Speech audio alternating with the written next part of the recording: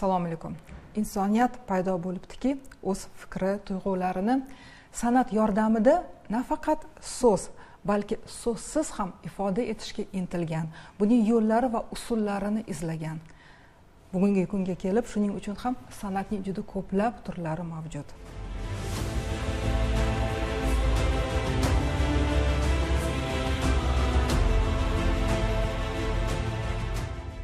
Mashhur ispan rassomi, haykaltaroshi, umuman katta ijodkori, dunyo tan olgan ijodkor Pablo Picasso haykaltaroshlik bu aql san'atidir degan. Nazarimda haykaltaroshlikka berilgan eng yuksak baho aynan shu bo'lsa kerak. Bugun 23-fevral kuni yurtimizda eng yaxshi haykaltaroshlik asari tanlovi bo'lib o'tdi va bugun studiyamizda uning g'oliblaridan biri O'zbekiston badiiy ijodkorlar uyushmasi a'zosi Artur Rajabov. Assalomu alaykum Artur. Assalomu alaykum. Xush kelibsiz. Sizni bugun studiyamizda ko'rib turganimizdan g'oyat xursandmiz. Avvalambor g'oliblik muborak bo'lsin. Ushbu tanlovni o'tkazishda asosiy maqsad nima edi? Har bir ijodkorni, har bir yetishib kelayotgan ijodkorni rag'batlantirish uchun bu ko'rgazma tashkil etildi. Qonuniyati shundaki, men o'sha o'z ishlarim bilan asarlarimni qatnashdim va g'oliblik nasib qildi menga. Tabriklayman. Qaysi asaringiz bilan ishtirok etdingiz va umuman shu ko'rgazmaga asarlar qaysi mezonlarga asosan tanlab olindi va asosiy talablar nima edi o'z ijodkorlarga qo'yilgan? Ochig'i qandaydir cheklovlar bormidi? Yo'q, hech qanday cheklovlar yo'q edi. Bu bilasizmi, har bir ijodkorni o'sha yillar davomida qilingan asarlarini ko'rgazma qilish edi va o'shandan o'sha hakamlar hay'atiga eng yaxshi bir obrazni yoki o'sha ijro qilingan asarni baholash. Ham ko'rgazma, ham ko'rgazmali tanlov desak to'g'ri bo'ladi.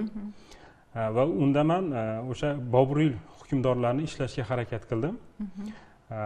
O'sha 4 ta eng buyuk o'sha Boburiylar hukmdorlari bular o'sha Boburning farzandi birinchi navbatda Humoyun Mirzo, uning o'g'li Akbar va uning nevarasi, Akbarning nevarasi Avrangiz Olamgir va oxirgi Boburiylarning so'nggi hukmdori bu Bahodir Shoh ikkinchini men byustlarini ishlashga muvaffaq bo'ldim. O'sha ishlash jarayonimda yana qiziqarli bir nimani aytib o'tsam, ishlash jarayonimda Boburiylarga men o'sha internet tarmoqlarida, ijtimoiy tarmoqlarda qaradim. O'sha har bir davrida ularni kiyinishlari, har bir o'sha bosh kiyimi yoki ustidagi o'sha kiyimlari, chakmonlari deyishadi. O'shalar mana Humoyunni ko'rsak, boshlangi davrlarda, ya'ni Bobur Hindistonni zabt etgandan keyingi ular asosan salla da aks ettirdim. Humoyunning o'g'li Akbarni taqinchoqlar, o'sha dur marmaratlar bilan tasvirlashga harakat qildim. Va Akbarning nevarasi o'sha Avrangiz Olamgir. Mana tarixdan yaxshi bilamiz, Avrangiz Olamgir davrida Hindiston juda katta joylarni egallagan. Aynan o'sha odam Avrangiz Olamgir va boya aytganday bobolari kabi o'sha taqinchoqlarga burkanmagan va uni oddiyroq qilib men tasvirlashga harakat qildim. Va so'nggi Boburiy Bahodir Shoh ikkinchini men shunaqa tasvirladim. Durur javohirlar bilan tasvirladim. Va bilasizmi, men 5 ta ish bilan qatnashdim. Ko'rgazmaning maqsadi bu yerda boya aytganimdek hech qanaqa talablar yo'q. Cheklovlar yo'q. Demak, bir haykaltarosh, bir ijodkor 5 ta ishi bilan ham ishtirok etsa bo'lardi.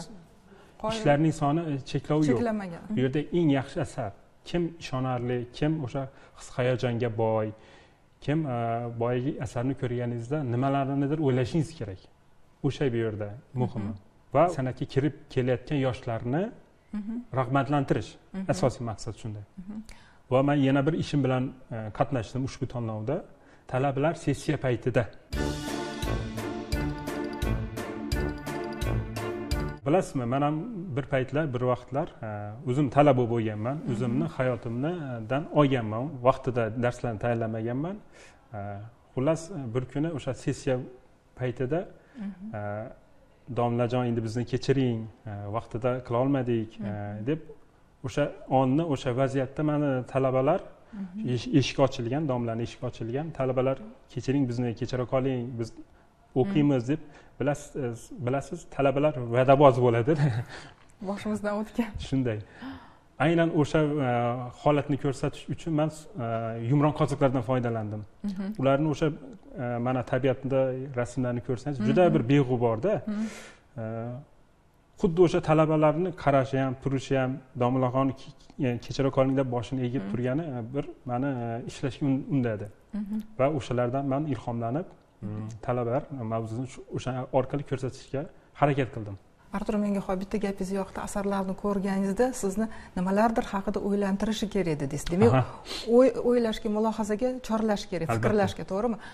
Sizni mana o'zingizning ishlaringizdan tashqari shu tanlovda ishtirok etgan qaysi asarlar sizni o'ylashga majbur qildi? Bulardan biri ustozimning ishi, o'sha to'rtlik degan, muvozanat degan ish qildilar. Yer sharini to'rtta odam tortyapti, har tomonga tortyapti.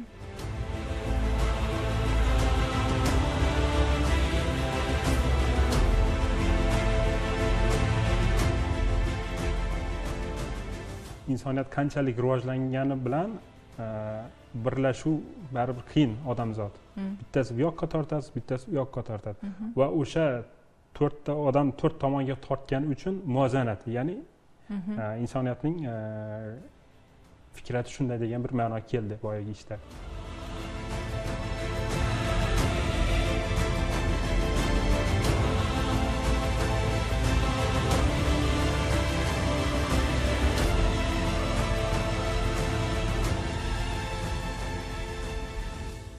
Ko'rgazmada ko'plab ishlarni ko'rdim.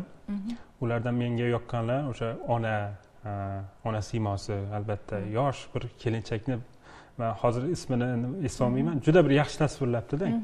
Boyagi ona o'sha farzandini mehr bilan qarayotganini, xuddi men o'zimni onamni menga qarayotgani esimga tushib qoldi o'sha yosh paytlarimda. Mana shu meni ta'sirlantirgan ish bo'ldi. Bugun o'zbek haykaltaroshlarimiz qaysi mavzularda ijod qilishyapti? Ularning dardlari qanday? Ular bugun nima haqida gapirishyapti? O'z ishlari orqali. Ular bizning e'tiborimizni bugun nimalarga tortishga harakat qilishyapti? Haykaltaroshlarimizni nimani o'ylayotganligini ko'rmoqchi bo'lsangiz, Ikoya Xiroma karvonsaroyga tashrif buyurishingizni tilab qolaman. Bu yerda boya aytganimizdek xilma-xillik, har bir ijodkorni o'zini shaxsiy kechirmalarini aks etgan kichkina bir haykalchalarni ko'rasiz. San'at asarlarini. San'at asarlarini ko'rasiz.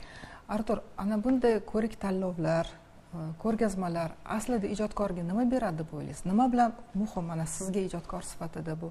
Nima beradi? Nimasi bilan ahamiyatli? Qanday foydasi bo'ldi? Bunday tanlovlar yosh ijodkorlarni kashf qiladi.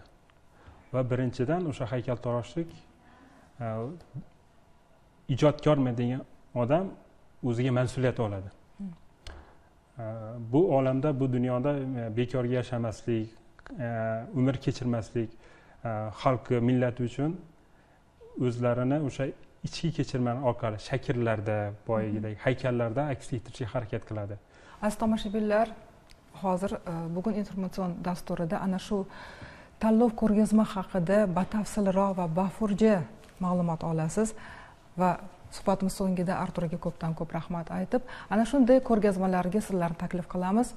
Zero bu ham o'sha san'atning serqatlam olamiga yaqinlashishning bir yo'lidir. Va bu imkoniyatdan barchangiz foydalanishingizni juda istardik. E'tiboringiz uchun rahmat. Xayr, omon bo'ling.